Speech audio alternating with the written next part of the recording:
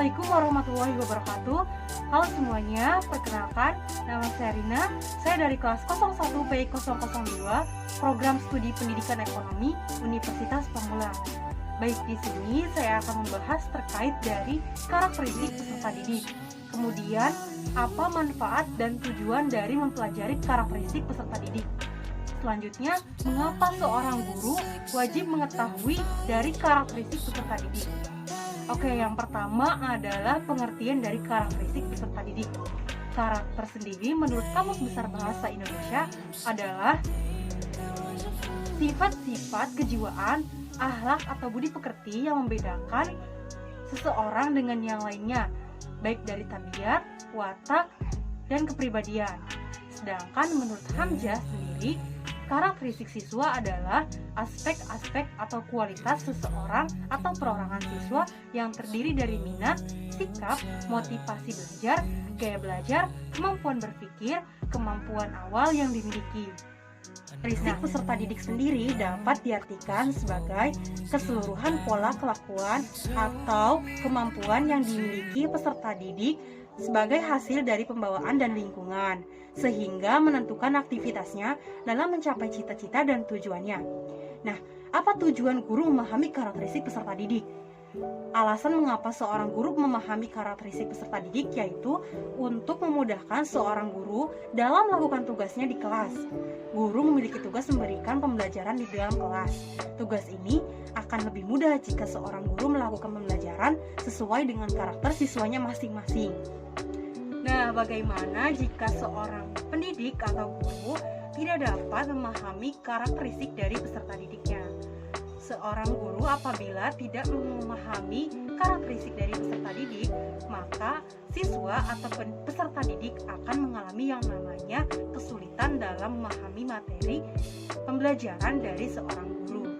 Kemudian akan mengakibatkan pertumbuhan, perkembangan, kemampuan, dan potensi belajarnya menjadi melemah. Nah, pembentukan karakter di sekolah bisa dilakukan juga melalui beberapa cara berikut ini. Yang pertama adalah memberikan contoh atau teladan. Seorang guru juga harus memberikan contoh atau teladan yang baik terhadap peserta didiknya. Misalkan datang pada tepat waktunya, membuang sampah pada tong sampah, dan yang lain sebagainya. Yang kedua adalah memberikan apresiasi atau penghargaan. Seorang guru juga harus memberikan apresiasi dan penghargaan kepada peserta didiknya. Ketika misalkan di dalam kelas, ketika anak mendapatkan peringkat 1 atau yang lainnya. Kemudian menyelipkan pesan moral saat belajar atau mengajar. Nah, seorang guru juga tidak hanya menyampaikan materi yang wajib disampaikan, tetapi juga harus memberikan pesan moral kepada peserta didiknya tersebut. Selanjutnya, bersikap jujur dan terbuka. Seorang guru dan peserta didik harus memiliki kolaborasi dan komunikasi yang baik agar terciptanya sesuatu yang harmonis di dalam kelas. Nah, itu dilakukan juga dengan cara terbuka dan bersikap jujur. Selanjutnya adalah membagi pengalaman dan inspirasi. Inspirasi yang pernah seorang guru lakukan atau mengalaminya itu bisa disampaikan kepada seorang peserta didik agar mereka juga termotivasi menjadi lebih baik dan menjadi lebih bersemangat dalam melaksanakan atau melakukan pembelajaran. Next adalah bagaimana cara seorang guru menyikapi peserta didik yang memiliki karakteristik yang berbeda-beda. Salah satu sikap menghadapi karakteristik yang berbeda-beda adalah dengan menyampaikan apa yang seorang guru pikirkan dengan cara berinteraksi yang baik dan tidak melukai hati dari peserta didik tersebut. Nah, bagaimana cara memahami karakteristik dari peserta didik? Karakteristik peserta didik dapat diketahui dengan cara melihat saat anak berkomunikasi dengan orang lain, baik secara verbal maupun non-verbal.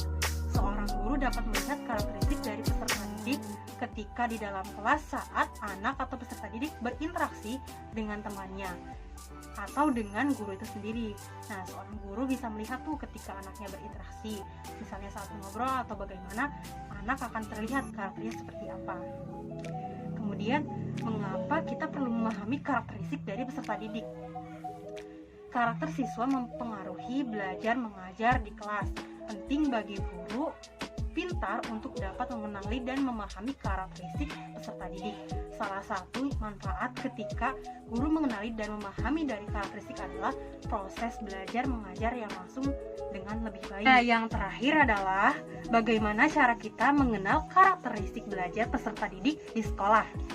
Tips mengetahui karakteristik setiap siswa di sekolah atau di kelas. Yang pertama adalah amati siswa selama proses belajar mengajar. Kemudian yang kedua adalah kenali jenis temperamen siswa. Selanjutnya adalah cobalah masuk ke dalam dunia mereka atau dunia siswa peserta didik. Selanjutnya adalah lakukan pendekatan psikologis. Kemudian jadikan sahabat bagi siswa atau peserta didik. Selanjutnya adalah memahami lingkungan di sekitar siswa atau peserta didik. Dan yang terakhir adalah diskusikan dengan orang tua, siswa, atau peserta didik. Itulah barusan tadi penjabaran tentang karakteristik dari peserta didik.